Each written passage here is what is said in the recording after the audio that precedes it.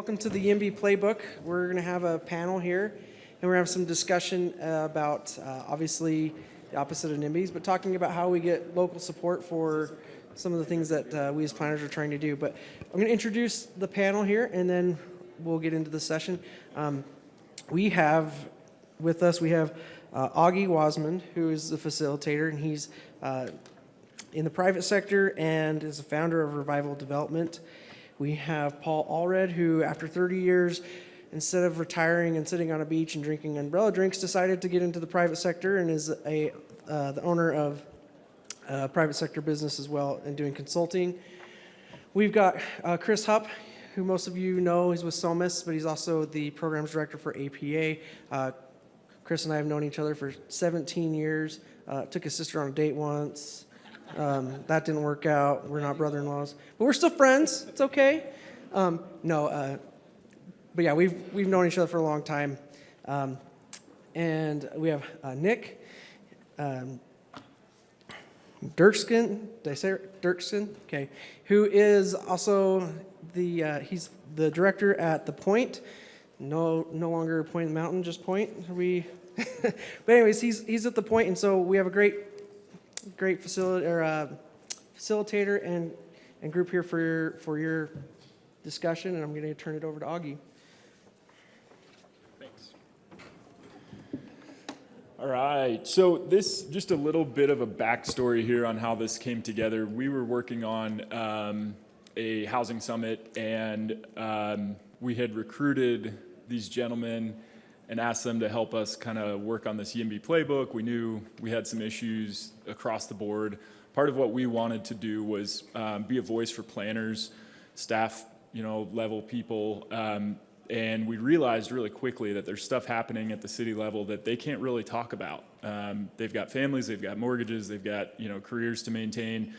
So part of what we wanted to do was sort of voice things that we've heard from friends, from colleagues, and just talk about solutions, talk about the challenges that we're all dealing with. And the conversation on a call one day with the committee putting this together was so good that we all said, shoot, we wish we would have recorded this and we could have just played it back to you guys. So unfortunately, you're going to have to listen to us yammer up here and stumble through it again and try to recreate that conversation. But we recruited Paul to come in as a retired, semi-retired public person. Paul is not afraid to tell us the truth. He's not afraid to represent his people. And so I think between the three of these guys, we're going to have a super interesting discussion. So we've got some slides just to kind of talk through some of the challenges, the objections we hear. This is not formal at all. It is just a discussion. So I think probably just to start off, one of the big ones we all hear, we don't want density, we don't want intensity. Anybody heard that objection at council, planning commission, staff meetings? Staffers have to represent stakeholders and say, look, our people don't want density. So we've all heard this one. Chris, why don't we kick it off with you? You're holding the mic. I was about to pass it over. All right, Chris defers. Okay, well, so probably the most common thing that we heard, and this is why we wanted to start with this, is we don't want density, and we don't want those people. You'll see a few of these things. It's going to be crime. It's too crowded as it is, and as we were going through this discussion, we were going through specific examples of how we addressed it, and to Auggie's points that he had already mentioned, we talked through some of these and started to develop out what we like to call the Yimby playbook that has specific solutions that could be utilized in different circumstances. And as we go through this, I had an opportunity, and I don't know if I see anyone from Layton City. If you're from Layton City, raise your hand. Hey, there you go. Got a few from Layton. Hey, there we go. Yeah. So we were working with Layton City, and the Layton City planners wanted to, or did the presentation.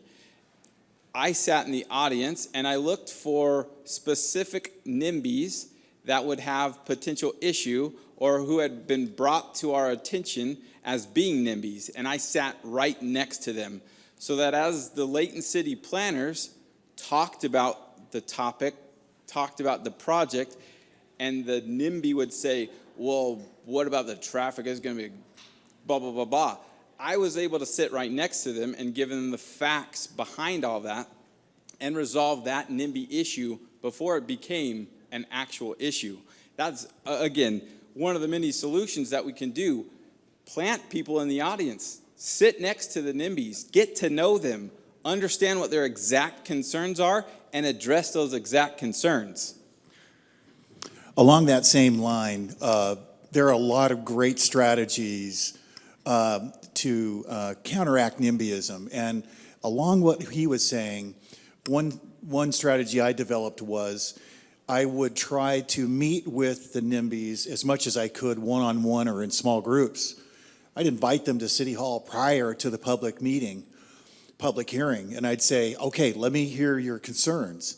And then I would take that opportunity to get to know the chinks in their armor, so to speak, and so that we could counteract some of that. And as staff in particular, after meeting with those folks, those residents, the most important thing about meeting with the residents, by the way, wasn't to find their weaknesses. It was to try to create understanding and try to educate them about the zoning process.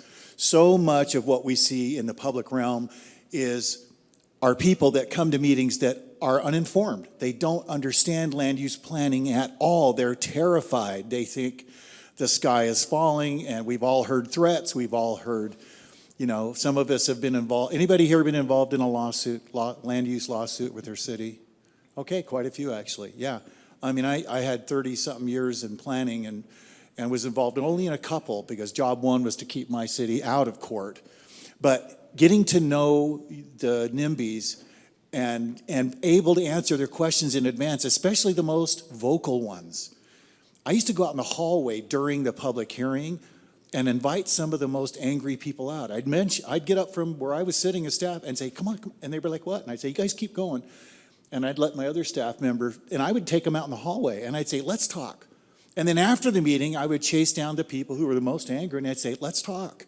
And it's amazing the amount of good you can do, the goodwill you can build, and the misinformation that they have about a variety of issues. But it takes that care and that concern. So one of the strategies we talked about as a group was getting to know your NIMBYs and kind of meeting trouble in the parking lot before it gets in there. We call it meeting trouble in the parking lot.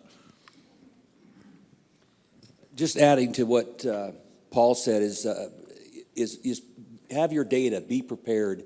When we talk about density, not everybody can visualize what's written on a staff report or on the paper. So good visuals are a good way to help NIMBYs visualize what's really being planned or proposed. Otherwise, their mind wanders into, the dark side of how bad it could be.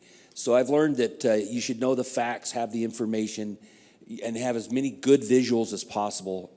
Don't just assume that if they read the staff report and you show the density of so many units per acre that they know what that looks like. So I learned that's a really good way to help as well, especially with density.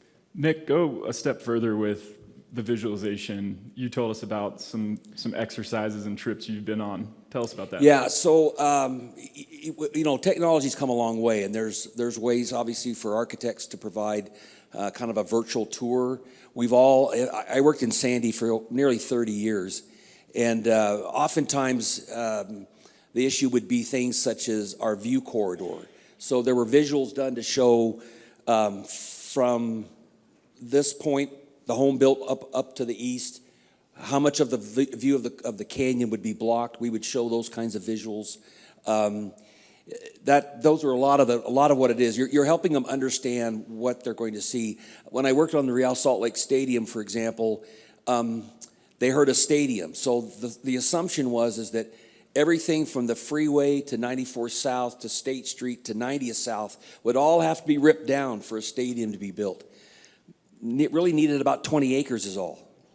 But not knowing the land capacity that a stadium would take, we had to show visually how it would fit on that site, and that actually we're just going to take this old hayfield. We're not actually taking any buildings down at all. So again, good visuals helped with that. So quick question in the crowd. Can anybody in the private sector raise their hand?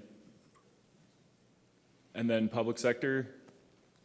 Okay, that'll help us kind of shape this. So we've heard, and just to kind of clarify here, Paul did that on the public side, right? As a staffer, he went out and he sat with NIMBYs, he talked to them, he kind of coached them through what was happening.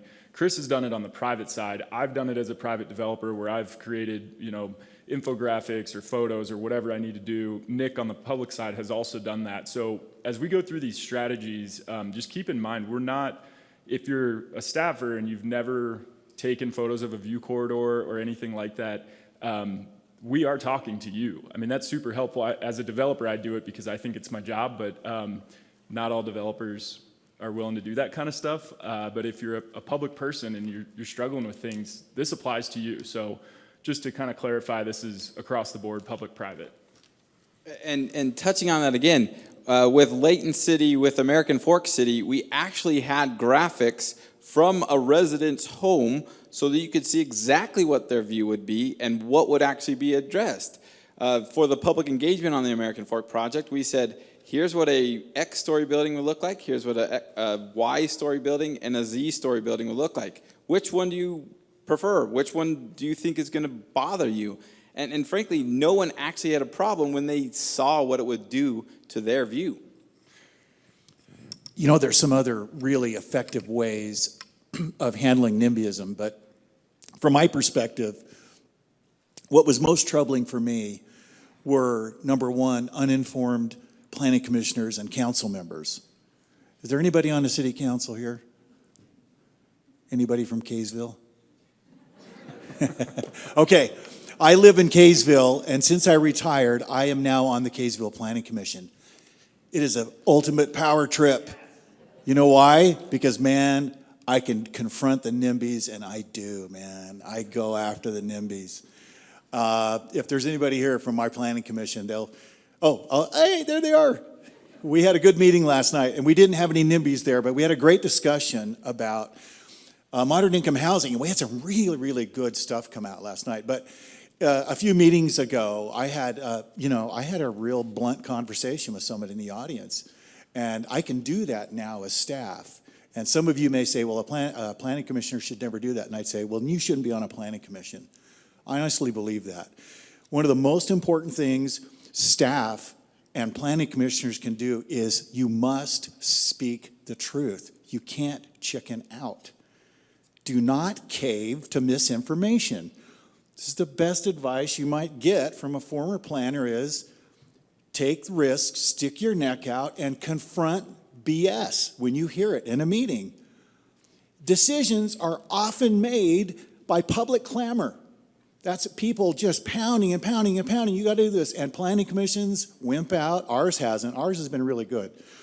But city councils, I've worked for 4 cities and 1 county.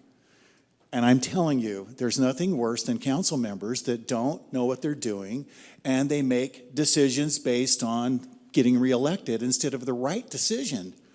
And so as a planning commissioner, I can say that now. If they fire me from the planning commission, I don't give a damn, okay? I'm not running for office. I am there to try to get planning in my community done right. So here's a couple of suggestions and I'll give it back.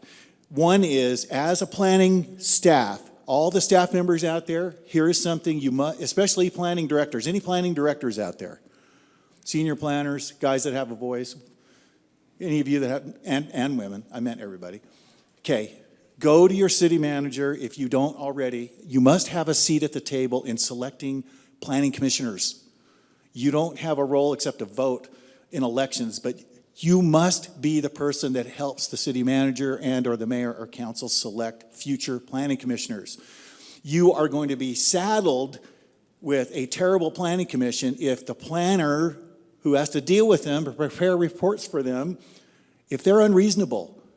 Luckily for me, I went and said, I need to be able to do this. And for the rest of my career, I had the city manager saying, we're not going to select a new planning commissioner without our planning director telling us, giving us a thumbs up. And we almost always were in agreement on who we wanted to have. Make sure you get in there, you have a voice, and make sure you pick moderate people, okay? Now, having said that, Some of the very best planning commissioners I ever worked with were NIMBYs. Okay? When you see a NIMBY out there that you can tell is really bright and has the ability to think, recruit them.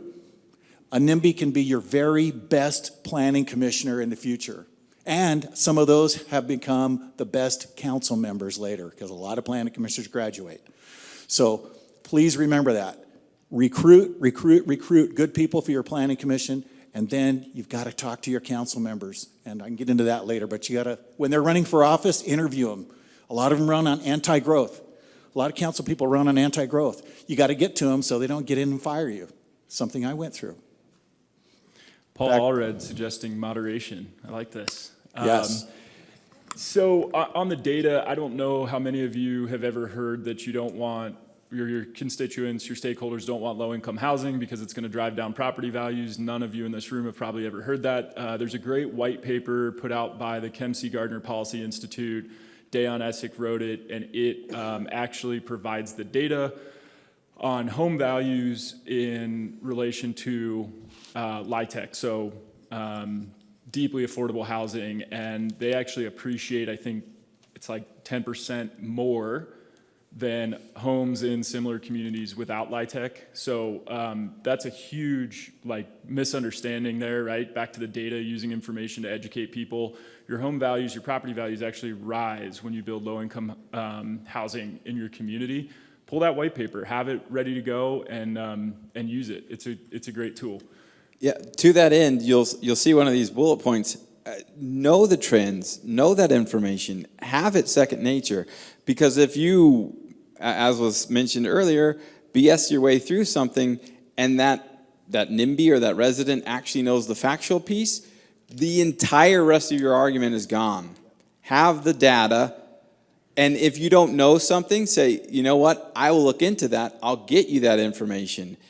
But lead with that data, because if you have a solid argument and you can take them piece by piece, it's going to change their mind. Now, I say that with a caveat that not every NIMBY is logical. I know that's going to be a shocker to all of you. Not every NIMBY is logical. Know your NIMBY. If they're not logical, you can't use logic. You have to shift to emotion, because that's how they're making their decisions. That's how they're viewing it. And so in your head, you need to formulate that approach as well. So know your NIMBY, know their concerns, have the data, and have that emotional approach as well. Should we next go? Change. Oof. We talked about this a little bit. Views doesn't fit the neighborhood. My all-time favorite. My realtor told me nothing was going to ever be built here. Putting a lot of faith in our realtors, aren't we? But let's wrap on that for a little bit. One of the things that when you're dealing with this is, as mentioned before, a lot of times the public doesn't know the planning process, and they think that everything is up for grabs, which means that any decision can be made, and they forget there's a code, and that the planning commission sometimes is only the recommending body and doesn't actually approve things like zoning. The council does. So, as mentioned, there's some education that's really good, but what you really have to help the NIMBYs or the public in general is what the city can and can't do. You probably all have dealt with a circumstance with group homes. And as you know, there's limited things that a city can and can't do with the group homes. But the general public thinks that a city can kill those, right? And just keep them from coming in. Or that no matter what the code says, they can just vote no, and it's over and it won't happen. So one of the things that you can do with a NIMBY is help them understand what the city can and can't do. Some of that's helping them with the code or what the rules are. But again, the planning process, they're upset about something. They think that unilateral decisions are allowed. You've all been through that. And so that education is really important. This a little bit goes back to what Paul was talking about, finding people who are objective. If you have a clan of NIMBYs who have all gotten together, if you can find the one who at least is somewhat objective and is trying to understand that process, they can, in a really weird way, be your ally in helping with that circumstance. Before we forget, just so everyone in the room knows, we're actually going to workshop some ideas, some challenges. So if you guys, as you're sitting here listening to this, if there's somebody that has a challenge getting a project through the process, facing a bunch of NIMBY pushback, and you want to throw it out to us, we promise to leave it anonymous. You don't have to tell us who you are, or where you're from, or any of that. But I want to throw that out. The other thing on that same topic, Paul, talk to us about hot button items and issues and moving those around. Gladly. Okay, anybody hear this in a public meeting? Kids are going to die. You're going to kill kids. Okay. Schools are going to be overrun, right? Okay. How many of these have we heard? Traffic. Kill the children. Traffic. We won't be able to go anywhere. Okay, these are common phrases. Property values will drop. Sky is falling. I mean, they'll come up with anything and everything. I've heard, someday I swear I'm going to write a book, and I'm going to write down the most insane, egregious public comments I've heard. I should share one, but it'll take too long, but you will all be on the floor if I told you. But in terms of hot button issues, one thing that is super helpful is, like I said before, you must be the expert. If you're a young planner, you better run your butt off learning about streets, learning about traffic, learning about public works, turnarounds for fire engines. You got to learn that stuff. You have to learn about civil engineering. You may have to be the quasi-civil engineer, city engineer, if there's no one else around. You got to be conversant on all of these issues. You got to learn fast. Because in a public hearing, there is nothing more embarrassing or demoralizing than to be a planner and to go home from a public meeting and you got your butt kicked. You looked like an idiot because you couldn't answer even simple questions. Here's something I really learned. Okay, I worked in Holiday for 16 years. Best place. That is the best community. I love that town, and I love the people there. Now, the caveat to what I just said is they have the very best NIMBYs. They're more well-to-do. They're really, really smart, okay? So when they come to public meetings, sometimes they have read up on your codes. You better go to every public meeting, and this is how I prepared for public meetings till the very last day on my job before I retired. I prepared hard for an hour or two, and I would ask myself questions, what I might be asked. I played scenarios in my mind. What super smart Holiday resident who knows a lot about land use, may have been a planner in college, and has read the code is going to try to hamstring me on? And I can't tell you how many times it was very rewarding to be able to just instantly answer that question. Instantly go, oh, here's the answer. Or to know about traffic or turnarounds or road widths. Man, when you can answer questions quickly, you take the thorn out of the paw of those people who are angry, and you also let them know that you know what you're doing and you're going to go to whatever length you need to. So, how about moving them to the hot button items, moving them to a special session? I think that was something yes. Yeah. At Holiday, we had this apartment project, condo project going up in our Holiday Village. Anybody here been to the Holiday Village? Okay, man, I worked my rear end off on that. Thank you, Holiday. I love you guys. I love you guys. Holiday is awesome. I worked so hard on that village, but the very first multiple family project that went up was a condo project. Well, not multiple family, it was a condo project, 3 levels, a terrace on top. And we had the most bizarre public comments come out. And the hot button issue, with that one was safety, and it was traffic. And people were trying to get it denied. They were trying to use every little curveball in the code, every weird interpretation they could come up with to tell us we couldn't build it. So what's really weird is the developer proposed building underground parking, which is great, right? He was willing to spend the money.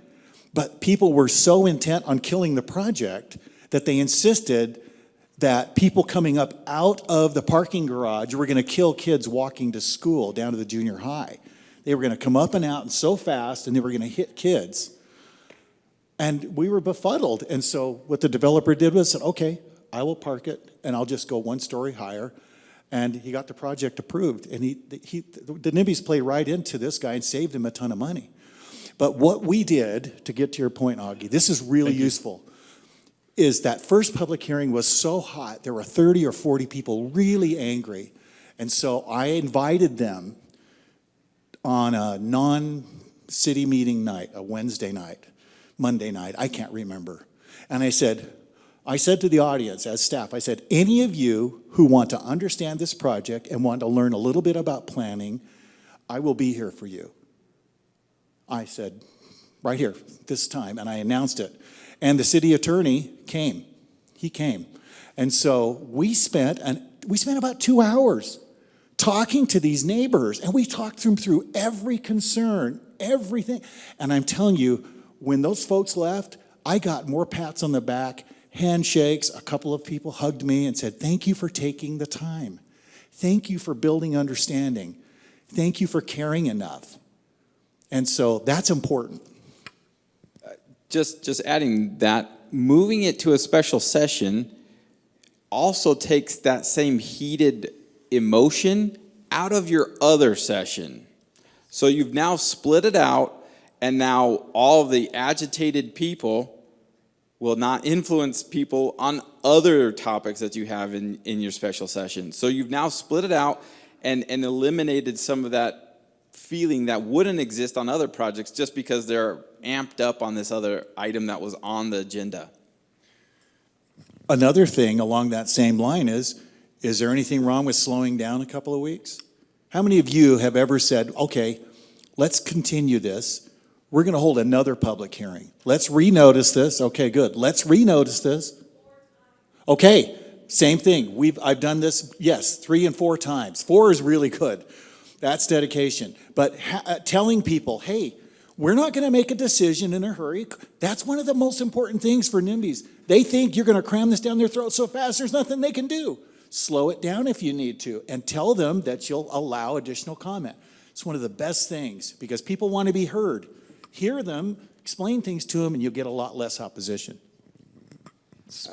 Go ahead. One other item, and Nick mentioned this a little bit, but I want to reiterate it. If it is not in question, whatever the topic is, if it's not on the table, as a planning commissioner or a city councilor, start the meeting saying that. This is what the topic is. This is what we're voting on today. This topic, and this topic is not on the table. We won't even hear it because we'll do a special session to talk about it, but it has no place in this vote today. So speaking of opposition, Nick, I've had this objection before. I'm sure you have too. I want it to be a city park, an open space, a Costco, a Topgolf, any of those things besides housing. Give me some thoughts here. Been through that. In Sandy had a gravel pit that for many years was there, and a council member 30 years earlier had just made a comment that, maybe that could be a park someday, and everyone thought that because he made that comment, that was the plan. 107-acre park would be hard to build, right? So that was an issue that even went to referendum, was the zoning of that. But the way we dealt with that was many of what you're hearing here. One was a lot of time spent on the facts, a lot of time spent getting the past history and minutes of what was really said, what was really approved. A lot of work on the visuals. If you know where this gravel pit is in Sandy, it's on about 8th East and between 90th South and 94th. And there's a bluff above with some housing, and then the gravel pit was below. It's where the amphitheater is now in Sandy, and the senior center, and then down below is the Corey Bend development. And a lot of that a lot of things you're hearing today is what we did in that project, because it was a heavy NIMBY to the point where they got enough signatures for referendum. And so visuals were important. A lot of special meetings, a lot of materials were put out by our communications staff, fact sheets, explaining what the city can and can't do. If you want it to be 100 7-acre park, and the Parks Department provided information on what it would cost to build it, and the number that shocked most people was what it was going to cost to maintain every year. It was astounding. It almost doubled the parks budget. So again, that's where facts, information, visuals, and so forth. In the end, the developer helped with over 8 acres of open space and actually paid to build the park. Some really good housing was brought in that the city really needed. And it was also a landing spot for Walmart and Lowe's who were looking to leave Sandy. I did economic development in Sandy for all those years. I hated to see us lose them. As you know, they're good tax generators. And we were able to keep them in Sandy. So, and one of my favorite stories about that project is this one gentleman whose wife actually worked for the city, and he really was against it. And he said, well, it was going to cause all this, and he was an anti-Walmart guy and all this kind of thing. And after it opened one day, I happened to be going through there in the Walmart, and I saw him in there. And I walked up to him, and I said, so I thought you said you'd never set foot in here. Oh, well, it was the wife. Yeah, right. So anyway, so sometimes even with NIMBYs, you can have, it might come later, but you can get them back, and that's always a fun. When I see them, we still joke about that. But again, this is when you have a really controversial one, this is where, as mentioned, you got to be the expert, know your material, have the facts, use visuals. All of those things are going to be important. Special meetings, especially something that's a large project like that. I'm sure in Holiday that's what it took. So those are really important. I'm going to say something, and this may ruffle some feathers in the room, but sometimes you're the NIMBY. If you are, and you're coming at something sort of blindly, or in a way that's not open, stop. Figure out what your 4 or 5 points that you are going to be set on are. Understand why you want those 4 or 5 points. Come to a logical reason as to why you want that. And then put your foot down on that. But let the other 10 things go. There's been times where I've found myself as a NIMBY, and I'm like, why am I doing this? It's because of this. Let me walk through my own head how I can help solve that problem. I can be part of the solution. Bring them in. Bring the NIMBY in to the solution. There's been several times where we've come in with a development, and a NIMBY will come up and say, well, it's going to kill my kid, or it's going to do X, Y, and Z. So what I do is I say, these are the 3 things that we're willing to change to try and, or do to try and make that issue a non-issue. We will improve the safety here, or we'll do X in this spot. We'll improve this, or this is exactly what we've done to make it safe for kids, and this is why it would be safe, and we won't be killing your child. I have to tell a quick story. I won't say, I used to work for a city at one point, and some of you probably know what city that was, but I won't say. There was an individual that came, and I lived near them. I lived in the city that I worked. Don't always recommend that. This individual lived about 3 miles away from a bus line that was coming in. I may have given it away, so. And she's like, it's going to kill my kids. And I was like, if you think it's going to kill your kid should be taken away because they've gotten 3 miles away from your house. Oh my God. That's a great point. Should have said that out loud. Yeah. We had an elderly care center that came in, and people were terrified. And one of the good things you can do as staff, I've got 2 points going to make. The first one is we had to work through. We had a really dumpy multiple acre site on Highland Drive, and this beautiful care center wanted to come in, and we had some NIMBYs on the Planning Commission. And as staff, one way since we're talking about NIMBYs, one way to reduce NIMBYism is, as much as possible as staff, is to educate your planning commission. Because if your planning commission plays into the NIMBYs, then the applicant is not going to get a fair shake. And remember, one of the worst things that you want to see happen in your community as staff is that you've caused a land use lawsuit. Does anybody here besides me know that the number one cause for financial liabilities for cities is land use, zoning? More than anything else, more than traffic, more than engineering, more than whatever. It's zoning.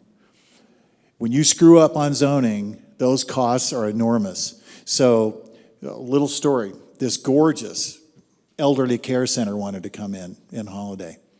And there were a lot of people opposed to it. And we had a couple of planning commissioners that decided they were going to go rogue.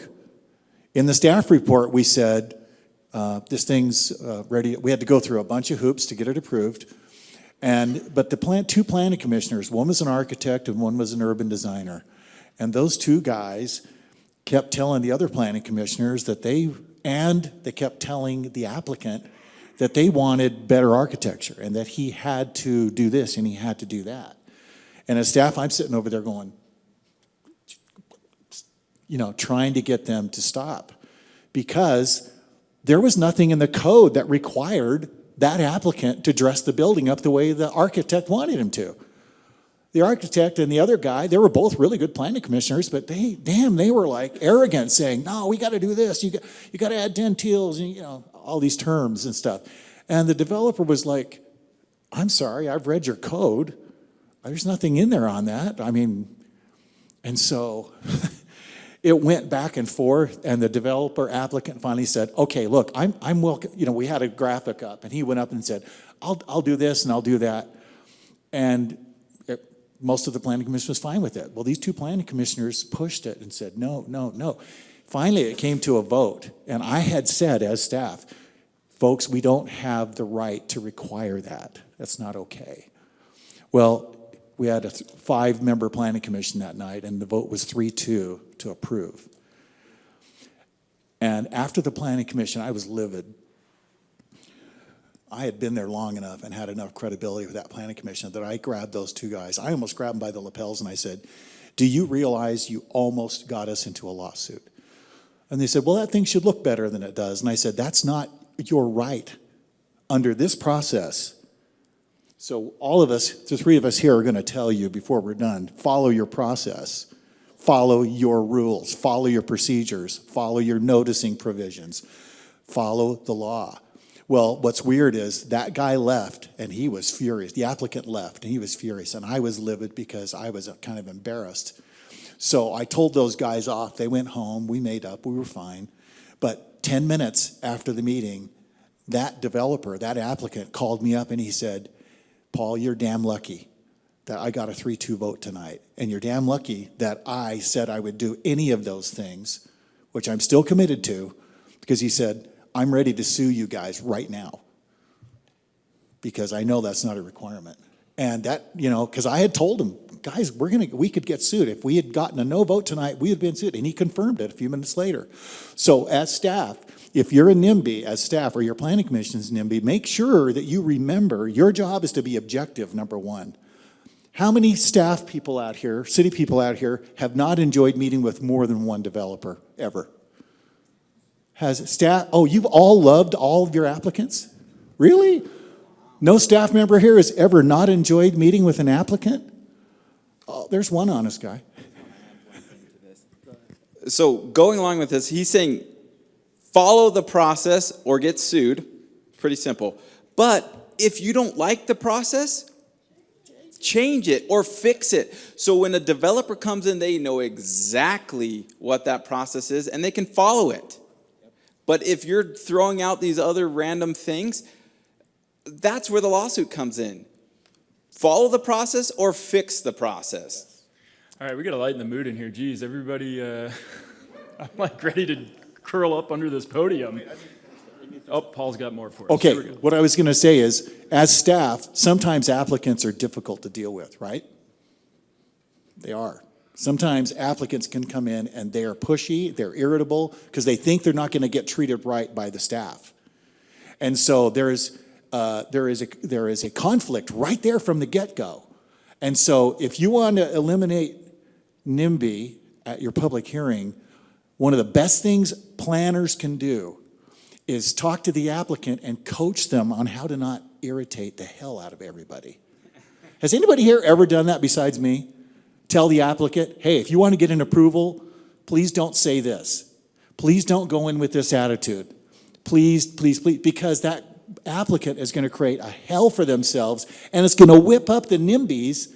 And so I don't know how many applicants I've said, if you'll just follow my lead, you're going to get through this process. It may take longer than you want, but if you go in and say this, and you go in with an attitude, dude, you might get eventually an approval, but you're going to hate how much time and effort it costs. So Yeah, as a developer, I can just tell you right now how much value I place with planning, with staff, with folks like that at the city that are willing to hold my hand because I'm not super smart. That's why I'm a developer. They walk me through the process. They kind of coach me out of stepping on rakes, right? And, lo and behold, they're right. They know those cities. They know the planning commission. They know council. And it just is, I know there's not a lot of developers in the room today, but as a developer, when I bump into a planner like that, it makes my job a lot of fun, so. Yeah, I guess at this point, we've got, I don't know, probably 15, 20 minutes left. Does anybody want to throw something out? An objection they're dealing with, a challenge? We're going to get anybody, to be honest, in this room? I don't know. Oh, here we go. There's a hand way in the back.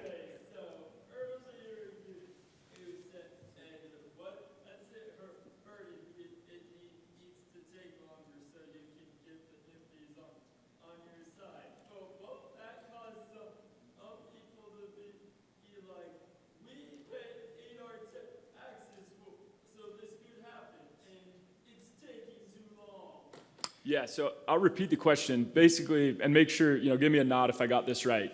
So one of the things we said is kind of slow the process down. Don't rush through this. Take your time. Get everybody comfortable with it. And our man's concern here is taxpayers getting frustrated with that. And everybody's been frustrated at the speed at the city at some point or another. So did I get that right? You're worried about? Okay. All right. So what do you guys think? So I've used this a number of times in this circumstance where you get accused of going too fast sometimes, and then you get accused of going too slow. But the process is slow, and you can slow it down even more, and there's a major reason for that. It's the public. It's a public process. It's public engagement. It's making sure everybody participates. And there's not necessarily a fast way to do that. It's just the nature of getting things done and allowing for public comment.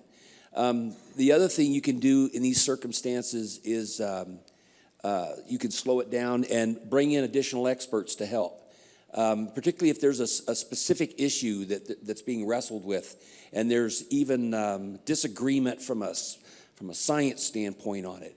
I've done that a couple of different times where third party, they don't work for the city, they don't work for the developer, have them come in and say, in the case of like an environmental concern we were talking about earlier, so what do you think? But sometimes when things are slowed down, there's a reason, and that's when I tell people if they think it's going too slow, I always remind them it's a public process, and it by nature will be slower because we have to involve the public and have public engagement, and that just is automatically going to slow it down.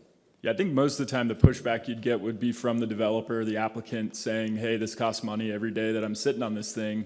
But it's in their best interest to slow it down. It is going to, that interest expense is ticking away on us. But if we don't slow it down, we may not get approval, right? So it benefits both sides. And jumping into that, if you as staff or planning commission or city council or whatever your position is, go to the developer and say, hey, look, we know in advance that this is going to be a hot button item. So what we can do is we'll slow it down specifically to do this. The first session we'll open it up and we'll allow public comment. We'll close public comment. We'll do our another session where we just do the vote. So we've now split those two sessions out. Because when you go to that vote, as a planning commission or city council, you're not going to be shot. Because all the discussion happened in the previous session. And now the emotion's pulled out of it and you can make a logical decision based on that process. So that's one thing. A second thing, as the staff, you come to the developer and you say, this is why we're doing it, to try and make it easier for your project to come through. Because if we just push through and vote, you know what's going to happen. It's going to go under referendum, or something of that nature is going to happen. So you're going to get delayed anyway. So let's be smart about our process, but explain that to the developer so they're not like, well, you're just trying to make me lose money, or whatever it may be. Give them the facts as to why you're doing it, or the logic behind it. Yep, most developers are pretty good at math, and they understand that, you know, whatever their margin is, let's just say 5%. 5% of nothing is nothing. They can do that math in their head, right? So if it's the difference between getting the project done or the project taking a little more time, and your developer understands that, you know, that's going to go a long way with them.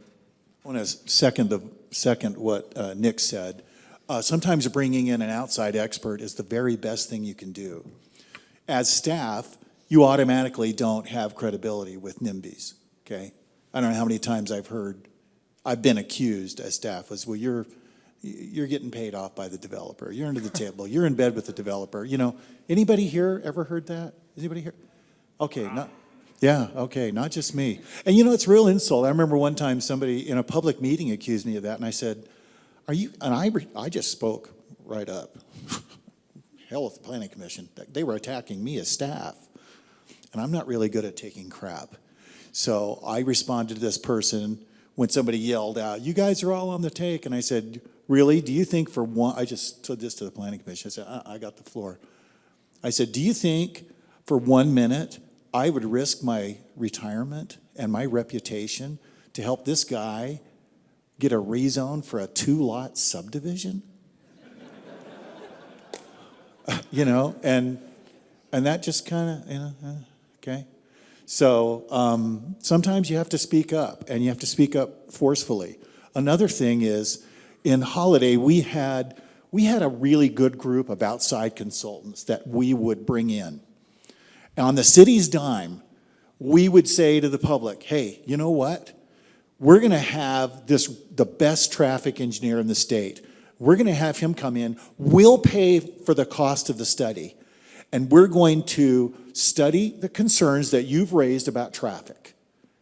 And he'll come back and he'll present those in open forum so that you can see what happened. And I'll tell you, that was magic, because the guy was so good at what he did. And he was so low-key and matter-of-factly. He just disarmed everybody. But when he came in with numbers to say, hey, this really is, wow, it's actually below the threshold of that subdivision over there, or, you know, he would contrast it with something. And man, the NIMBYism really dropped off, because you had an outside person, you know, that came in and just diffused a lot of that. So I would encourage cities, if you don't have great experts out there, either on contract or that you can get to come in, you need those ringers, if you will. They're ringers. They'll come in and they'll really diffuse a lot of stuff, and they can bring credibility to the staff. Because if you've been saying, no, actually the traffic's pretty low on that, and they're saying BS, you go, well, okay, well, let's study it. And when they come in and go, yeah, this is much less than that, and they're like, oh, really? Okay. So one other point, because I know our time's running short, but this is really important. How you run your meeting is critical. As staff, as planning commissioners, as city council members, if you are in charge of the meeting, you must set the proper tone. There is nothing worse than a planning commission chair who's overwhelmed because there's 50 people out there and it's overflowing. Anybody have an overflow audience and they're mad and they're just pounding on the windows? I'm telling you, we had a hearing for the Cottonwood Mall where I spent 2 hours in the hallway pouring sweat because people were poking me in the chest, and this is a blankety blank blank, and you're a blankety blank blank, you know. And I mean, it was hot. It was threatening. The public hearing was gone over there. I went into the overflow room, and I was setting out chairs, like an overflow church meeting. Like, come on, sit down, sit down. And I went around, and I just tried to calm people down. But the chair did a great job of saying, we've excused staff to kind of go hold forth with NIMBYs, and the other staff is here. So I went out and I spent 2 hours telling people, trying to calm them down, reassuring them that there was more than one chance to have a bite at this apple. But the chair of the meeting did a great job, because at the very beginning, the chair set the tone by saying, we will not allow this. We will not allow that. If you do this, you will be out of the meeting. If you insist, we will shut the meeting down. If you must have a chair who can do that. If you don't, replace your chair and get somebody who will. You can kill a project. You can create so much NIMBYism if your meetings are run poorly. And one of the very worst things that can happen at a planning commission meeting is when you allow the same person to come up again and again and again, especially when at the beginning of the meeting you've said our rules are every person gets no more than 2 minutes, 3 minutes, whatever your standard is in your city. Have a timer there for the hot button meetings. Have a timer. Have somebody saying time's up, okay? If you don't run your meeting, all of this discussion about NIMBY could be just useless. Time's up. Thank you. Uh-oh. Now we're in for a fun one. Maybe. I'm Darren Mono from the Salt Lake City Council, and I've taken a look around the room, and I'm going to give my comment and question against maybe my better judgment. I appreciate this panel. I think you've done a really good job. I also believe that there's an undeniable connection between housing and zoning policy and racism, and that NIMBYism is just a modern version of that. So I'm wondering if you wouldn't mind addressing racism. Absolutely. I'm going to print my resume off after this since I'm likely going to get canceled. Thanks for setting us up for this. No, but it's a great point, right? Like, we hear it come out as those people. We don't want those people. We've all heard it. We all know what you're saying. We all know exactly what you're talking about. Chris? Yeah, I'm fine to take it. Again, like, I'm going to go back to the data-driven responses. What's the data behind it? If the data's showing something, then fix your process. Fix whatever it is that you're doing, because maybe there is something that's an unbiased item that's happening. But if it's not happening and you can show that it's not happening, it diffuses that. So just to be like very high level with this, what's the data? Is there any substantiation to this or not? Figure that out first. The worst thing that you can do is perpetuate a myth. If it doesn't exist, show why it doesn't exist. If it does exist, address it and fix it. I don't know if, does that answer it enough? Yeah. Yeah, I think we get it, and I think to kind of put some color around it, I think we all understand who NIMBYs are, who shows up to these meetings. They're people that look like all of us, right? They're usually white, American, native-born, English-speaking, affluent people, because that's who has the time to get there. That's who has the resources to get there. They're not at home, single mom with 2 kids in an apartment that rides the bus every day. I mean, right? So I think that's kind of more where you're going with this. So it's a big socioeconomic issue, not always tied to race, but also tied to classism. And that's where I think, so much of the data comes back on housing affordability. So much of the data comes back to a moderate income housing report. Anybody in this room ever done one or looked at one?